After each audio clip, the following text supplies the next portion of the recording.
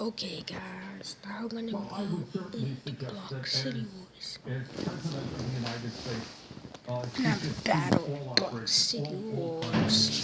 with the Clinton Foundation. Just Does wipe that off mean the shutting screen. it down or just having them involved? Can you at the very least, Okay, it's loading, so at you the may very have to least, wait, should not be guys, a little involved. bit At the very longer.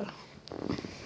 They're not saying that the Clinton Foundation should completely shut down Carroll, but saying that Hillary Clinton needs to cut ties there. During the primary process, he was very critical of Clinton's ties to the Clinton Foundation while she was Secretary of State, some of the foreign donations she had received, and this gave fodder to the Trump campaign. You have Jason Miller, a spokesman for Donald Trump, saying when Bernie Sanders and the New York Times, because the Ed Board did talk about this, say the Clinton Foundation presents an unacceptable conflict of interest that shows just how badly compromised Hillary Clinton's presidency would be. And talking, Carol, to Bernie Sanders supporters in the past, a lot of them harbor some of the same concerns as Trump supporters when it comes to this conflict of interest, but Bernie Sanders trying to throw some support behind Hillary Clinton. She really needs it with those progressive voters and also with young people. All right, Revnge reporting live from Washington for us this morning. Thank you. Donald Trump also heading to Ohio Okay, guys, today. I'm He's going expected to attend the Canfield Fair, one of the biggest in the state. That's in Mahone County, New show some York. people. Trump's appearance already stirring the controversy, though. The county Republican Party, the Mahone County Republican Party, now selling simulated bricks as part of a fundraiser. Their goal, in true Trump style, Whoa, okay. I guess the stage is not good. one donation at a time. In the meantime, immigration policy is back in the spotlight. Just got wasted and didn't even know. Okay, guys, I have to pay attention to the ground. All of this for us this morning. Good morning. Well, good morning, Carol. When it comes to the immigration policy, the wall is not in question. That is the one area where Donald Trump and his advisors are all in agreement on. The area where This they're guy's not dashing is on deportation. Donald C4 Trump initially said that everywhere. he was for immediate deportation of all 11 plus million undocumented immigrants in the country. He has walked back on that. How he looked at Match is it now over. last week was as a matter of prioritization. Yo, guys, I Criminals need with to visas get first, to then those with visa overstay. Now that's about 6 or 7 million people, which means there's about 4 million left over on average. What will he do with those? That is TBD. This is what top advisor Rudy Giuliani had to say. Donald Trump, as he expressed in one of his interviews recently, would find it very, very difficult to throw out a family that's been here for, 15 years.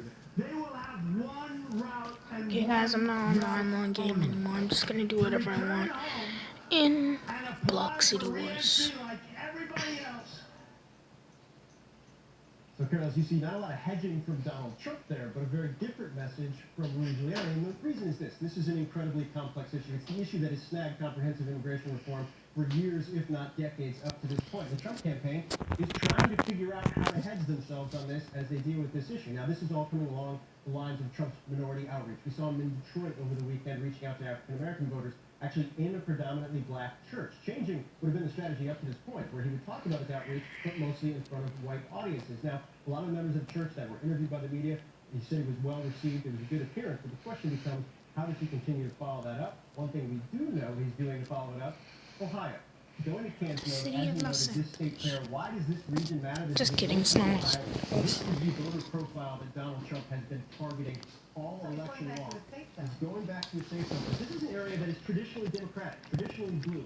6,000 Democratic voters changed their registration to Republican in Mahoning Valley in this area during the primary. The Trump campaign thinks this is a place they can make gains. Oh, guys, there's some glitches going on with the game. I can't see the controls. Maybe you might, but can't really see anything. Big political push.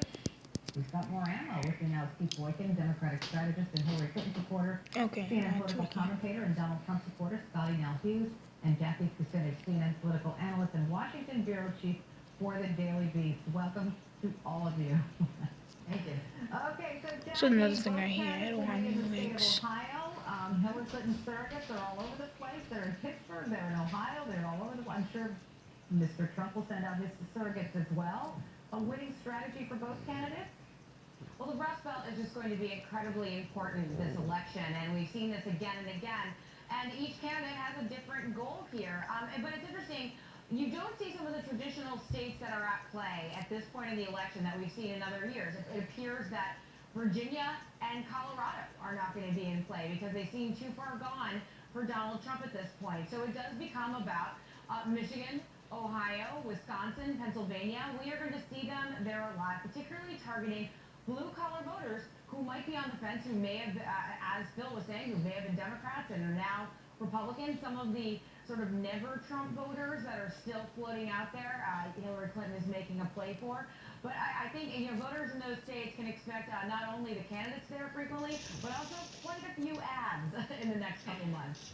I know because Mr. Trump's camp made an ad buying, of course, Hillary Clinton's pouring money into ads for Ohio. So I always hear from my mother at these times, and she's saying, you know what, I'm going crazy. But hey, it works for candidates, so it's a necessary weapon in their arsenal, so to speak. So Keith, you saw that Hillary Clinton unveiled a new press plane, right? It has room for the press corps to fly around, and she's going to sit down with David Muir later when she arrives in Cleveland for a one-on-one interview, and she hasn't done that since July 31st. So we're seeing a new, more open Hillary Clinton. I think we've seen a disciplined Hillary Clinton throughout the campaign, unlike Donald Trump, who can't stay on message for a day. I've worked in a number of presidential campaigns in the past, and I know that traditionally around this time of the year, around Labor Day, when the public starts to focus, the candidates start to get the bigger planes and the press travels with them. That's part of the campaign approach at this But point. normally it happens much sooner than it happened this time around. Well, actually, it usually happens right after the convention, but the convention's happened a little earlier this year, so it's not surprising that we'd be seeing it around Labor Day. But regardless, I mean, Hillary Clinton is in an advantageous position going into Labor Day. We have the polls are showing that she's leading in most of the battleground states. She's But leading the her national lead polls. is much narrower. Yes, but she has a larger lead than President Obama had over Mitt Romney in 2012 at this point. And you also have to take into account where President Obama ended up in 2012. He ended up with 332 electoral votes. That means that if Hillary Clinton can basically keep President Obama's coalition together, she could lose Florida, she could lose Ohio, she could lose Virginia, all those 3 states combined, and still win the election, still have enough electoral votes. Not that I encourage her to approach that strategy, but I think she's in a good position right now. She is where she needs to be. And Donald Trump, he's got to do a lot more than show up at a black church 2 months before the election and expect people to take him seriously. Well, he is going to be in the state of Ohio today, Scotty. He's going to be in Mahoney County. He's going to be talking to blue-collar workers. We think he's going to go to the Canfield Fair. We'll have to keep an eye on that. Is Mr. Trump concerned that Hillary Clinton has a slight lead in Ohio? Well, actually, my guest made an excellent point there. If you look at the polls from 2012 and how the end result was still Barack Obama winning, I think this is why you're seeing a different type of approach of Donald Trump to his campaign all year long, especially now in this final sprint. He is doing things different than what the Republican Party has done in the last 2 election cycles because they haven't worked. And I think he will make a trip to, I hope he makes a trip to the fair. Who doesn't want to get some corn dogs and a big gulp on Labor Day? But the best thing about Mr. Trump that people are forgetting about in advertising is that every time a person, American, opens up their paycheck, they realize that what has worked the last 8 years might not be working for them. We had a horrible job report come out. Only 151,000 jobs were added. That's 40% down.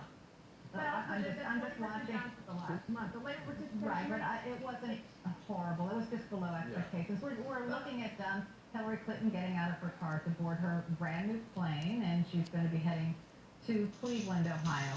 Let me ask you this. There's Mrs. Clinton going on board that plane. So Hillary Clinton is going to Cleveland, Jackie, and Mr. Trump is going to Youngstown, Mahoney County. And he's going to be talking with largely people who support him. Mrs. Clinton is going to be talking largely to people who support her in Cleveland. Is that really where these candidates ought to be going? Well, I don't know if that, especially Mahoney County, I mean, that is a very, as Phil said, it's somewhere that has been a Democratic stronghold. I think, if I'm remembering correctly, Obama won there by 63%, something along those lines. The last cycle. So he's trying to make inroads with some disaffected Democrats, and as Phil noted, they switched their registration. Now, Cleveland is a little bit of a different story. There are Republican pockets of Cleveland, and they're more moderate Republicans. So there could be a little hoarding. It's not necessarily talking to the same crowds that support them, and they are trying to nibble around the edges of the other's coalition. Gotcha. I'm just paying attention to these pictures, as you can see, before just putting boards of brand new plane. And let me ask you this, Keith, because she is going to sit down with David Muir from ABC, but there are more than a few voters, and of course the press, who want her to hold a full-on press conference and take question after question and answer concerns that voters have about these emails, because we got new information over the weekend.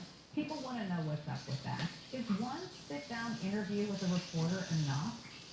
Well, Carol, I have to respectfully disagree with you. I've been traveling the country. I've not heard a single voter demand that Hillary Clinton hold a press conference. I think that's what the media are asking for. And to portray that as though that's the voters saying that, I think it's not exactly correct. I think the voters want the candidates to talk about the issues. They want to know, what are you going to do to create jobs, continue the recovery we have going? What are you going to do to expand healthcare coverage to the people who haven't gotten They it yet? still want to know about the handling of confidential or classified information. I think the voters are focused on the issues. I think the media is focused on these fake controversies.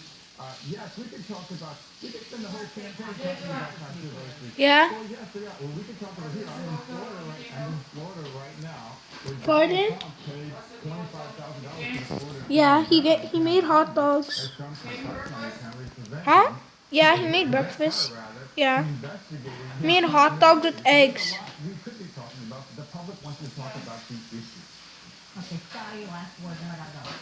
But just remember, this press can still press people that have been approved by the Hillary Clinton camp. It's not like she's going to have an open press conference. And unlike what Tim Kaine said yesterday, there is a difference between an open press conference and select questions one-on-one. All right, I have to leave there. Keep working, Scotty. Now, you can finish. Thanks to all of you.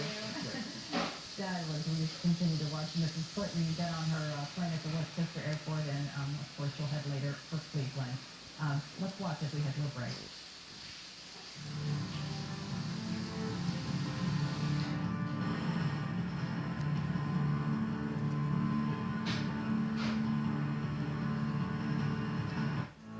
CNN Newsroom, brought to you by Northrop Grumman. Start with the laundry. Pause the game for a minute. Get me a thing Okay. upstairs so I can do your laundry. Because I'm really buried. Yeah, that's what I was saying. Because tomorrow's school, so yeah.